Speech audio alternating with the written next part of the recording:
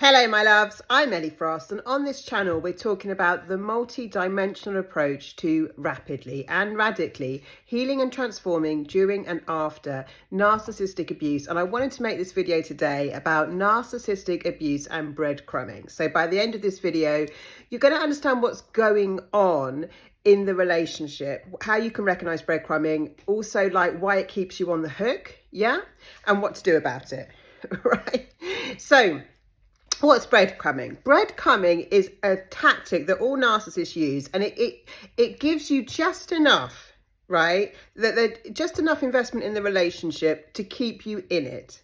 They won't go over and above unless they're love bombing you, but breadcrumbing is what they do mainly through the devaluation stage, which is the main stage of the narcissistic relationship. Is a devaluation stage where you're being devalued, your self-esteem is being eroded over time, you're losing your identity and your sense of self, and you're becoming what the narcissist wants and needs you to be, right? So how do they breadcrumb? They might do some things for you, or if they are in control of the finances, give you just enough. They might future fake, right? Part of the breadcrumbing can be the future faking, so that they will get you invested in an idea that in the future they will change or things will get better, right? Breadcrumbing in the relationship could be, they can use anything: sex, gifts, compliments, anything, just enough, right, to keep you invested, to keep you confused, to keep you questioning whether they're really a narcissist or not, whether, they're not that, and to convince you that they're not that bad, right?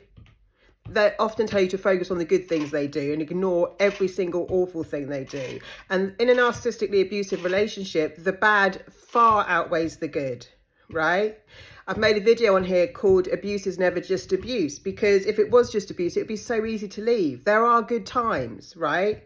And those good times are part of their strategy, You might have had a good couple of weeks with the narcissist, but it will always go downhill, right? It's a roller coaster ride of highs and lows, and the highs get lower and the lows get lower as you go along, right?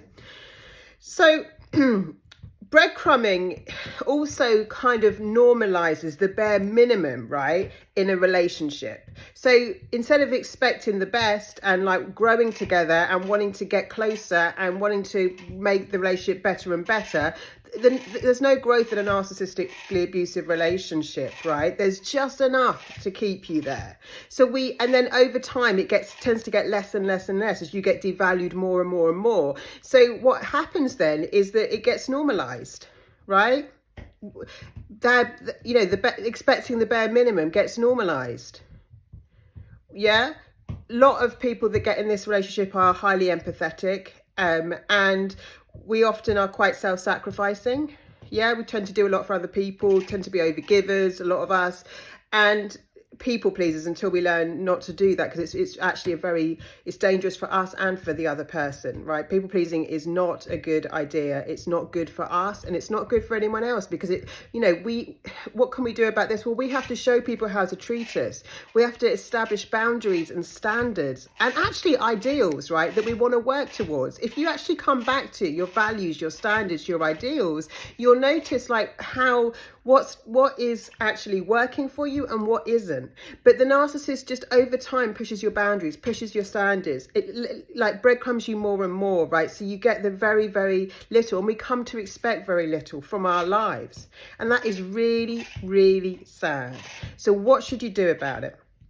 Get clear on your values, Get clear on how you would love to be treated in a relationship. Think about the kind of partner you are, right? Relationships are two ways, right? We should expect reciprocal relationships. We should expect like that we get what we give back in a relationship as well, that our needs, wants and desires get met.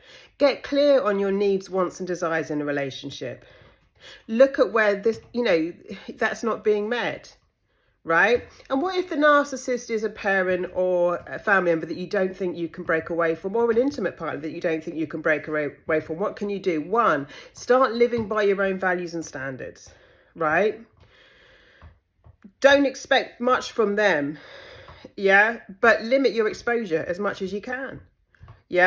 Because being around someone who's constantly breadcrumbing you, gaslighting you and devaluing you over time, right, you can't help but erode your self-esteem.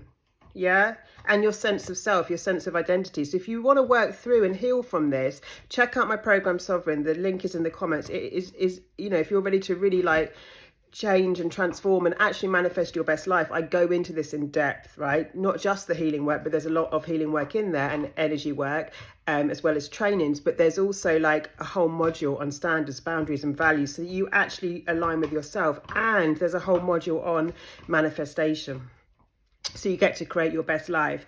Thank you so much for being here. Please keep liking, subscribing and sharing. Lots of love, and I'll speak to you soon.